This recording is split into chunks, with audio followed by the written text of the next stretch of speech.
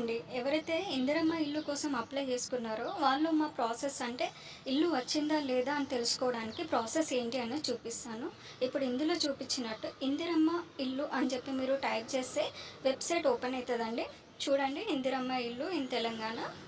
ఇది క్లిక్ చేయండి. క్లిక్ చేసిన తర్వాత వచ్చేసి మీకు ఇక్కడ సైడ్లో వచ్చేసి అప్లికేషన్ సెర్చ్ అని వస్తుంది. ఇందులో మీరు మొబైల్ నెంబర్ తోటైనా, ఆధార్ నెంబర్ తోటైనా, రేషన్ కార్డ్ తోటైనా కూడా జస్ట్ మీరు ఒక్క క్లిక్ తోటి వచ్చేసి ఓపెన్ చేసుకొని చూసుకోవచ్చు మీది అప్లికేషన్ ఎక్కడి వరకు వచ్చింది, ప్రాసెస్ అయిందా లేదా, అసలు సర్వే కోసం వచ్చారా, అండ్ మీది సర్వే కోసం వచ్చిన తర్వాత రిజెక్ట్ అయిందా అండ్ ఓకే అయిందా అనేది ఇందులో కనిపిస్తుందండి.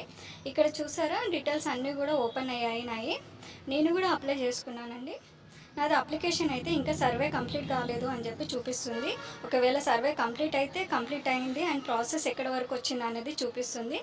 వన్స్ చూడండి, ఇక్కడ application number and GHMC ward number ఎక్కడ and Aadhaar number, application name అంటే మన పేరు, మండల్ ఎక్కడి కిందికి వస్తుంది, and mobile number, and ration card ఉంటే రేషన్ కార్డు నెంబర్ వస్తుంది. సర్వే మొబైల్ నెంబర్ అంటే మీకు ఎవరైతే సర్వేయర్ కోసం అంటే మీ దానికోసం సర్వే కోసం వస్తారో వాళ్ళది మొబైల్ నెంబర్ కూడా ఇస్తారు. తర్వాత వచ్చేసి మీకు ఏదైనా ప్రాబ్లం ఉంది అనుకోండి, హెల్ప్ లైన్ నెంబర్ అనేది ఇచ్చారు, 040293900057.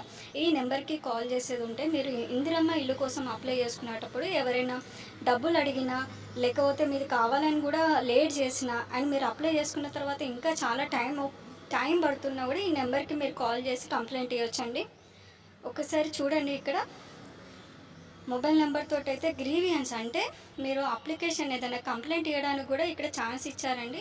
అది మొబైల్ నెంబర్ తోటి మీరు గ్రీవెన్స్ ఐడి మీరు ఇందులో కంప్లైంట్ చేసేది ఉంటే మీకు ఒక ఐడి వస్తుందండి. మీ మొబైల్ నెంబర్ తోటి ఇక్కడ సబ్మిట్ చేసేది ఉంటే మీరు కంప్లైంట్ చేసిన దానికి వాళ్ళైతే ఆన్సర్ ఇస్తారండి. అంటే ఇమీడియట్లీ మీకు రెస్పాన్స్ అనేది ఉంటుంది.